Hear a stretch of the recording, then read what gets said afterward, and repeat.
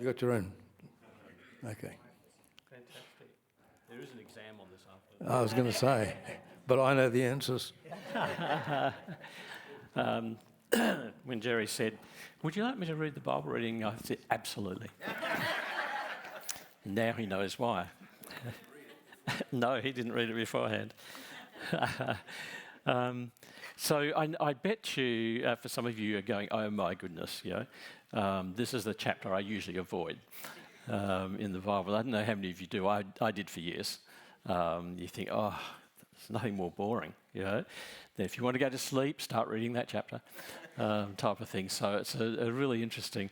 But the interesting thing is this: it's actually a really interesting chapter. I think it's probably one of the most exciting chapters in the Bible. To which some of you are going to say, "Gene, you must have a very shallow life if you think that's really exciting." But it really is. There's some great stuff in there, and I want us to have a look at it and see, because it is a chapter that most of us avoid. Honesty time. How many of you tend to avoid that chapter? Yeah, thank you. Exactly. Yeah, and kudos to you for admitting it, all right, as well from that point of view. Because it's a hard one, isn't it? We sort of say, this is the Word of God and stuff like that. So therefore, everything in it has some meaning, has something for us. And this chapter in particular, I actually get excited reading this chapter. And hopefully you will as well by the time we have finished this morning. And this is, for me, a pre-Christmas message, okay? Christmas for me roughly starts about June or July. That's when I start playing Christmas carols, much to my family's disgust. But I do, so because I just love Christmas. I love the meaning of Christmas. I love the feel of Christmas. And I couldn't help but, when Jerry was talking about bringing presents to the church, and it actually evoked a childhood memory, which I'm sort of looking around and thinking, I don't know whether I should actually tell this story or not, because there are some of you who are in that teens and early 20s year who might think, "Oh, that's a good idea." But anyway, I'll tell you, I grew up in a church over in South Como, and there was a pastor there who I actually really liked, Reg Wright, his name was. And anyway, he told a story of something he did one Christmas, and he was a bit of a stirrer. And so what he did one Christmas morning, he got up really, really early, and he went down to the Christmas tree where all the presents were set out, and he changed the labels on the presents. Right. And so, of course, when everyone came down and they were given presents, their teenage son, he said, why have I got pantyhose? And I've never forgotten that. I never would have dared do that in our house. But boy, I tell you what, there are many times I thought I'd love to do that and do something like that. So it might give you some ideas for enlightening Christmas this year. And I'll be interested because I think I'm back here on the 31st, just New Year's Eve. So I'll be really interested if any of you have some really good Christmas stories like that to tell. But I love this chapter because it's really like having a present in front of us and we don't know what's really in it, but we assume we know. And I've done that. We've all asked for different things, especially growing up, different presents. We have a tradition in our family that we send each other a list of the presents we'd like to get. And then people choose, and they work it out amongst themselves so that we don't get 3 of the same present or something like that, but we work it out. So it's great because then what we try and do is when we wrap the presents, we actually try and disguise them a little bit so that the person actually doesn't know that they have got what they asked for. And that's great fun. I think my son last year, he wrapped a present for my younger son in a box. It looked really great, but what he hadn't obviously told anyone is that there were actually about 6 or 7 boxes within that box before my younger son got down to his present, which was about that big. And you could see as he's opening it, his face, for about 6 or 7 times. I actually think this chapter's a little bit like that. I think it's a little bit like it's so wrapped up in so many layers of stuff that we don't really see what's in there. We don't really see the gift that we've been given in this chapter. So hopefully this morning I can begin to remove some of the layers and that you see the tremendous gift that's actually in this chapter. Not just at the end, because we often feature the end, and notice it was up on the screen in big letters, that last one, and lastly there was Jesus. And that's what we often focus on. I'm actually going to focus on the names before we get to that, because they're the names we often don't look at, but they're the wrappings. They're the things that come before the main present. So look, bear with me and have a look through this, because I want you to identify some of the things. I'm not going to read the whole thing to you again, by the way, so don't worry. But Abraham was the father of Isaac, and you look at Abraham and start with Abraham and think, see, we spiritualise all the people in the Bible. We tend to think what fantastic people they were, how godly they were, and we've got this false image of a lot of them. Abraham, we know, is revered as the father of a nation, and the Jews always would say they are children of Abraham. But who was Abraham, really? The fact is, if you look at his life closely, I'm not going to go into all of it, but Abraham was actually a liar, in a lot of things. He was actually unfaithful to his wife. There was a whole lot of things that we don't always think about when it comes to Abraham. Abraham and Sarah are travelling around, and they go to Egypt, and beforehand Abraham says to his wife, don't tell them that we're married. Don't tell them we're married. Because he was scared that if they found out, especially Pharaoh found out that they were married, then, because it says Sarah was very beautiful, and it says that he was concerned Pharaoh would look at his wife, at Sarah, and go, oh my goodness, I want to add her to my collection, as it were, because he did. He had lots of wives. I want to add her to my collection. So Abraham said, please don't, just say we're related, we're cousins. And in a strange way, they actually were related, right? But that happened not once, but twice. We see, Abraham lie about this whole thing. And then we also see Abraham, and we know the story with Hagar, and there's a lot of stuff with Hagar as well that we don't always understand, and to me this is a really interesting one, and I've been sort of doing some research on it, going back to the Jewish stories to find out about it, because what the Jewish traditions tell us is that Hagar was actually a princess in the court of Egypt. Because you have to think, she was an Egyptian, how did she get to be with Abraham and Sarah? So something happens there in the courts of Pharaoh, and Hagar gets added to Abraham and Sarah. Right. How would you feel being a princess in the courts and treated, and all of a sudden now you're living in a tent?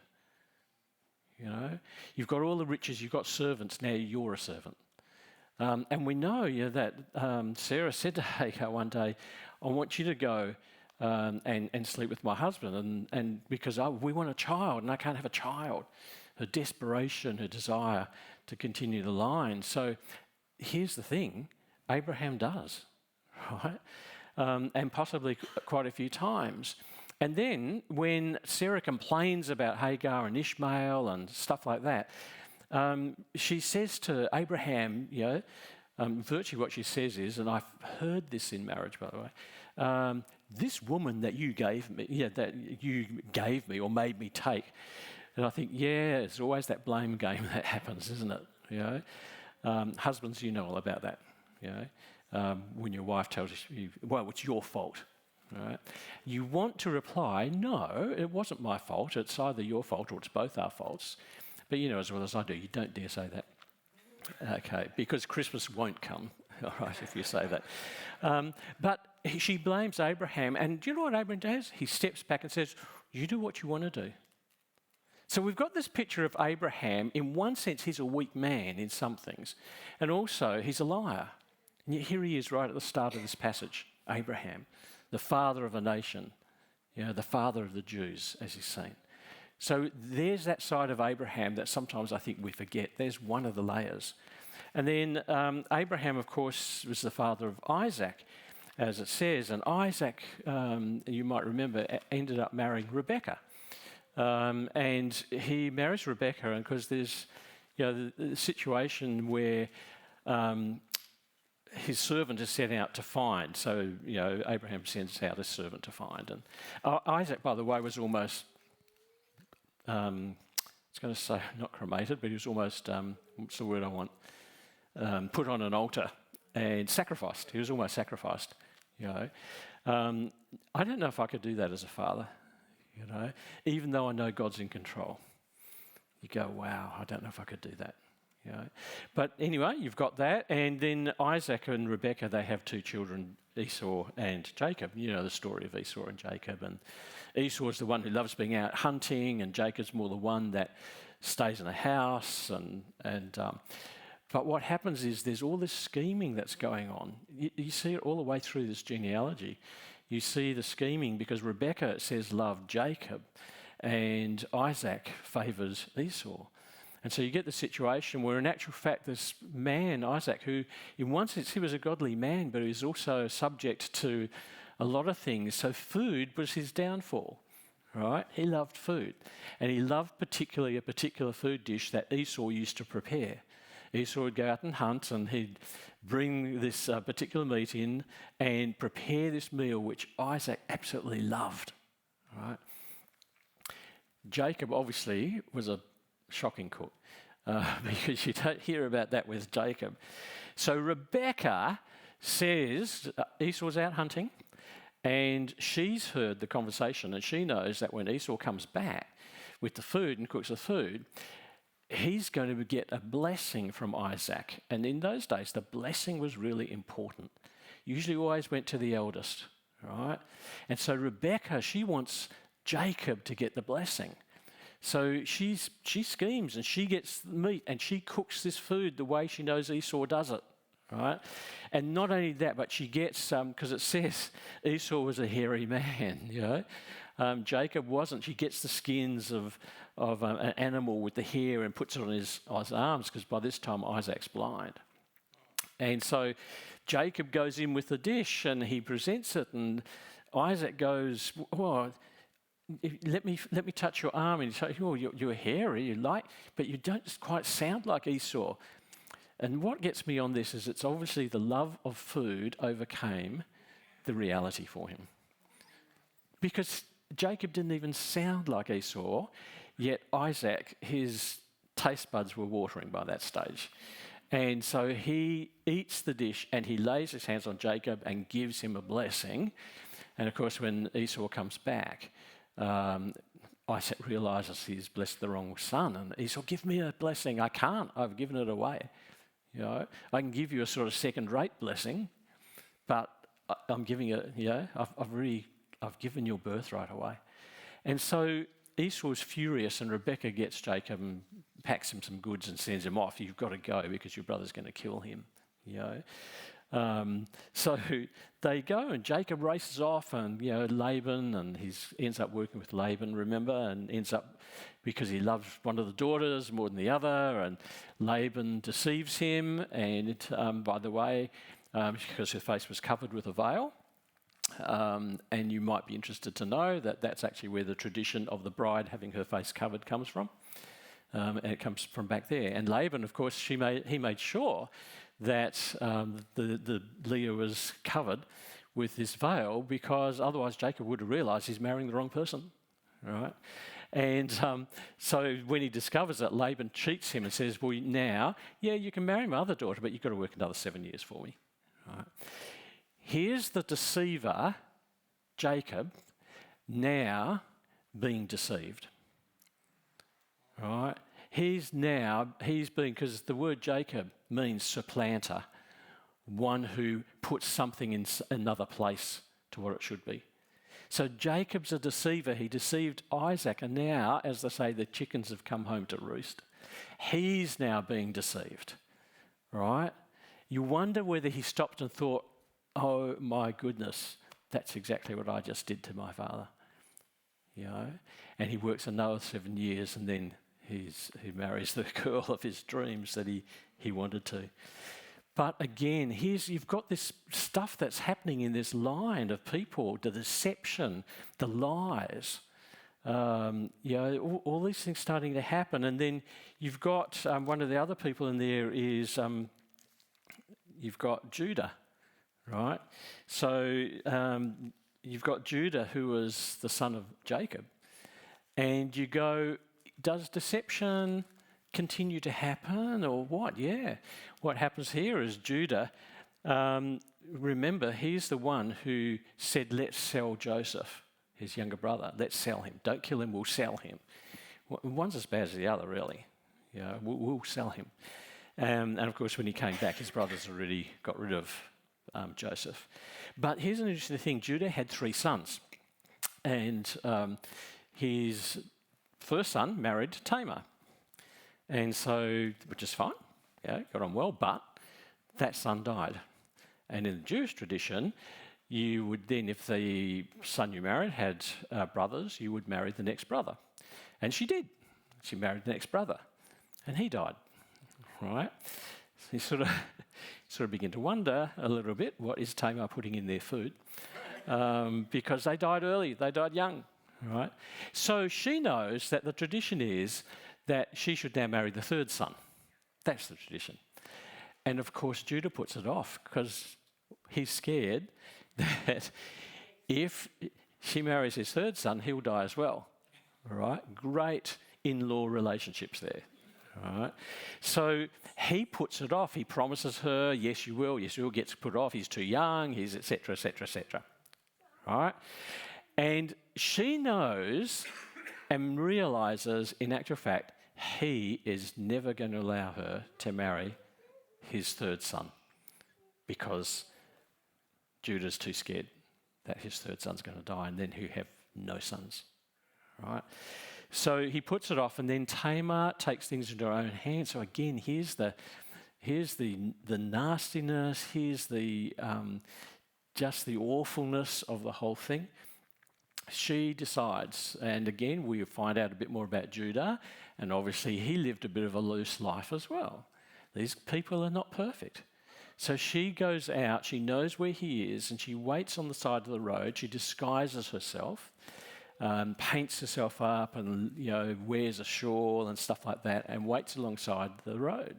He comes back at the end of the day, right, from the work that he's been doing, and he spies the tent and he sees this woman sitting outside who looks beautiful. So he goes in with Tamar, right, and sleeps with her. She becomes pregnant from that. And Judah eventually finds out that his daughter-in-law is pregnant, and he's furious. And he calls her in, pulls her in probably, and says, what's going on? Why is this? How could you do this? And he wants to have her killed. And at that point, what she does is she brings out his staff and brings out a cloak or shawl that he'd been wearing, which he had given to her, or she'd taken, and throws it on the ground virtually in front of him and says, these belong to the man who has made me with child. Judah realises he had slept with his daughter-in-law. Right? Can you begin to see the pattern? There's all this deception, there's lying, there's stuff that's going on. And you go, wow, this is an amazing story. You've got murder, you've got theft, you've got lies, you've got prostitution, all sorts of stuff in this one chapter. Who said the Bible was not exciting? Right? It's got a story to tell, folks. So then you get from Judah and you get Rahab. So Rahab is in there. It says, Salmon, the father of Boaz, whose mother was Rahab. Who was Rahab? She was a prostitute. She's the one who was in the city when the Jews went to find out, can we overtake the city? And she hid them. And because she hid these Israeli spies, as it were, they said to her, we're going to come and take the city. So when we come, put down this cloth from your window so we know which window is yours, and we'll make sure that you survive and you live. And obviously, they then took her back to be part of Israel. And she then marries, You go, wow, okay, this is not normal. This is not normally what tends to happen. And then you get Boaz again, so Boaz, And he recognises Ruth, who is not from Israel. She's a Moabitess, and she's come with Naomi, who is from Israel, but she'd married foreign, and now she's coming back home because her husband's died. And Ruth says, "I'm coming with you. Your family's my family. Your God's my God. I'm coming with you." And she does. But here's the interesting thing, because the Jews were banned from marrying Moabites. And yet here's Boaz, a Jewish man, very strong, very real in his faith with God, and he marries this lady. He marries Ruth, you know. And then the story goes on. Don't worry, I'm not going to go through every name in this, I can assure you, okay? Then you come to David. And I love the story of David because you have got so much in here. You've got David who... It says, I love the way that it's said in Kings. It starts out, it was the time of the season when kings go to war. I just love that. Yeah, I get this picture in my mind. And David this time doesn't go, and he's wandering out on the roof of the palace, and he sees on another roof this lady who's having a bath, right? And obviously is naked and having a bath. That was Bathsheba. And he wants her. He wants her. I want that woman. You know, it's in his mind. So he inquires about her and finds she's married to Uzziah. And Uriah, is in his army. And he thinks, okay, I'll get him to come home. So he gets Uriah to come home because he finds out Bathsheba's pregnant. And says to Uriah, look, spend the night at home and then you can go back again, in the hope that Uriah will spend the night with his wife, and Uriah doesn't. And when David questions him, he says, how could I spend time at home with my wife when all my fellows are out there, they're fighting, they don't have the comforts of home. Therefore, I'm not going to take advantage of it either. And David, what do I do? So he calls his commander in and says to him, I want you to put Uriah in the front line of the army, and I want you to storm the city. And while you're running forward, make sure Uriah's at the front. And as they're running, what I want you to do, tell the rest of the men, but don't tell Uriah, tell them to pull back so that Uriah's running by himself.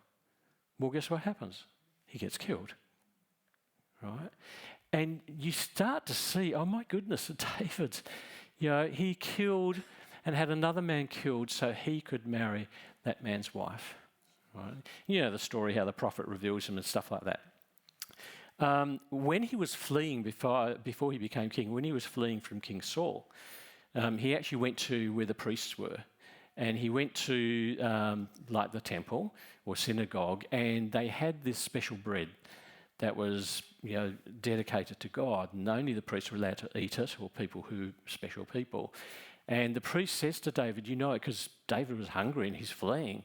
He says, I need some of that bread. And the priest says, you can't have it. This is holy bread, only under these conditions. And David lies and says, I meet those conditions, because he wanted to survive. So he lied. So we see David's a liar. He deceives. He's a murderer. Right? All of these things. And yet the interesting thing is, you know what God said about David when he died? God said this, David was king, a man after my own heart. They're the words he uses. You go, what do you mean, a man after my own heart? To me, this is a really interesting thing, because this is about my heart. What am I who am I inside? Not necessarily about the actions that I've done. Right? And the reason I say that's important, because sometimes we tend to think that what we do makes us acceptable to God. It's who we are and who we are inside here that makes us acceptable to God. Now, who we are inside obviously then influences what we do, but you know as well as I do, we mess up. We really mess up. Now, I could keep on going. There's Rehoboam and Asa and Jehoshaphat and these people who started out doing great reforms in the kingdom, but then they made these bad alliances. Asa made this alliance with Syria because he was scared of the other kingdom, and all these sorts of things are happening. What I love, and the whole point of this and why I love this chapter, is because of this. You've got all this stuff that's happened. You've got the lies, you've got the deception, you've got all the murderers, that stuff that happens. You've got incest, you've got so much stuff in there. And that's why I think for me, at the end of that chapter, you know as well as I do, it then says, and Jacob, the father of Joseph, the husband of Mary, of whom was born Jesus, who is called Christ. Out of all this imperfection comes someone perfect. Out of all this horrific stuff comes Jesus. Why is that important? Because I look at my life and invite you to look at yours. I look at my life and I see some of the crummy stuff that I've done. I see some of the sins I've committed. I see stuff that I've done that I know is wrong. And it's so easy for us to centre on that and forget about the fact that God can take all of those things and take the imperfectness of your life and my life and out of it bring something totally perfect. That to me especially is the mystery and the message of Christmas. Jesus died for us, but he was born, right? Out of Mary and Joseph came Jesus, who is called the Christ. Out of all that imperfection, out of all the deception, out of all the sexual stuff that was happening, out of all the lies, out of all the murders, comes the perfect and the perfection. I think what I want to share with you this morning and say to you is, and hear me carefully on this, all right? In one sense, it doesn't matter what you have done in your life. In one sense, it doesn't matter what has happened in your family or with your family. Because the key things is in giving those things to Jesus, he can actually take them and bring something perfect into being if you give it to him. At the end of the day, look at what David did. And yet God said he was a man after my own heart. And God forgives us all that sort of stuff that's in our hearts. He forgives us all the stuff that we've done wrong. He forgives us all the things that have gone on, the lies we've told, and all the worst things that we may have done. If we give all of that to God, he can bring something perfect out of all the mess of your life. Does that make sense, folks? That is such a magnificent truth if we can grab hold of it.